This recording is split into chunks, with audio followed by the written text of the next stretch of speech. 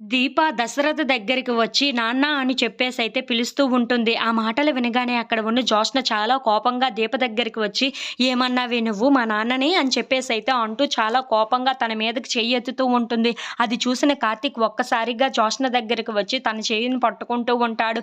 "ఏం చేసింది తప్పు అని చెప్పి దీపను కొడుతున్నావు నువ్వు" అని చెప్పేసైతే గట్టిగా నిలదీస్తూ ఉంటాడు. అదంతా జరగగానే ఇంట్లో ఉన్న వాళ్ళందరూ అక్కడికి వచ్చి, "ఏం జరుగుతుంది ఇక్కడ" అని చెప్పేసైతే అడుగుతూ ఉంటారు. ఆ మాటలు వినగానే అక్కడ ఉన్న జ్యోత్స్న మాత్రం ఇది మా నాన్నని నాన్న అని పిలుస్తుంది. ఆ అధికారం దీనికి ఎక్కడ ఉంది? మా నాన్నని నేను మాత్రమే నాన్న అని పిలవాలి. అలా అని ఎవరు పిలవకూడదు అని చెప్పేసైతే అంటూ ఉంటుంది. ఆ మాటలు వినగానే అక్కడ ఉన్న కార్తీక్ మాత్రం అందులో తప్పేముంది? నాన్న అన్న వయసులో ఉన్న వాళ్ళని నాన్న అని పిలిస్తే అందులో తప్పేముంది జ్యోత్స్న అని చెప్పేసైతే అంటూ ఉంటాడు. ఆ మాటలు వినగానే అక్కడ ఉన్న జ్యోత్స్న మాత్రం ఓహో! అవునా? నీ కూతురు ఉంది కదా! ఇప్పుడు నీ కూతురు ఎవరినైనా నాన్న అని పిలిస్తే నీకు ఎలా ఉంటుంది? అలాగనే నాకు ఉంది. మా నాన్నని ఎవరు నాన్న అని పిలవకూడదు. నేను తప్ప అని చెప్పేసైతే అంటూ ఉంటుంది. ఆ మాటలు వినగానే అక్కడ ఉన్న కార్తీక్ అయితే ఒక్కసారిగా షాక్ అయిపోతూ ఉంటాడు.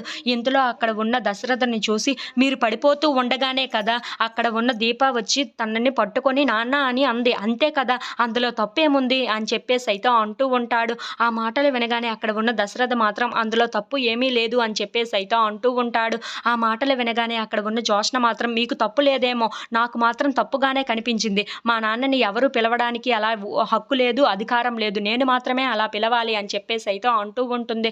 ఆ మాటలు వినగానే ఇంట్లో ఉన్న వాళ్ళందరూ అయితే ఒక్కసారిగా షాక్ అయిపోతూ ఉంటారు. మీకు డబ్బులు ఇచ్చింది ఎందుకు? ఇంటిని శుభ్రం చేయడానికి, ఇంటిని క్లీన్‌గా ఉంచడానికి మాత్రమే. ఇలా ఎవరిని పడితే వాళ్ళని వరుసలు పెట్టి బంధుత్వాలు కలుపుకోవడానికి కాదు అని చెప్పేసైతే అంటూ ఉంటుంది. ఆ మాటలు వినగానే ఇంట్లో ఉన్న వాళ్ళందరూ అయితే జ్యోత్స్నని అలా చూస్తూ ఉండిపోతారు. ఇంతలో అక్కడ ఉన్న జ్యోత్స్న మాత్రం నేను ఏమైనా తప్పుగా మాట్లాడానా తాతయ్య అని చెప్పేసైతే వాళ్ళ తాతయ్య వైపు చూసి అంటూ ఉంటుంది. ఆ మాటలు వినగానే అక్కడ ఉన్న వాళ్ళ తాతయ్య మాత్రం ఏమీ తప్పు లేదు అని చెప్పేసైతే అంటూ ఉంటాడు. ఇంతలో అక్కడ ఉన్న కార్తీక్ మాత్రం శభాష్ శివనారాయణ గారు మీరు బాగా మాట్లాడుతున్నారే అని చెప్పేసైతే అంటూ ఉంటాడు. ఇంతలో అక్కడ ఉన్న సుమిత్ర దగ్గరికి వెళ్ళి అత్త నువ్వు చెప్పు అత్త.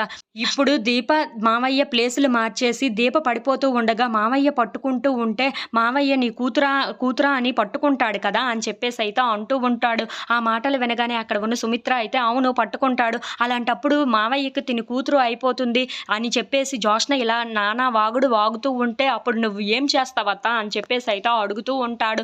ఆ మాటలు వినగానే అక్కడ ఉన్న సుమిత్ర మాత్రం చెంప మీద చాలా గట్టిగా కొడతాను అని చెప్పేసైతే అంటూ ఉంటుంది. ఆ మాటలు వినగానే అక్కడ ఉన్న కార్తీక్ అయితే మరి నీ కూతుర్ని కొట్టు ఎందుకు అలా సైలెంట్‌గా ఉన్నావు అని చెప్పేసైతే అంటూ ఉంటాడు.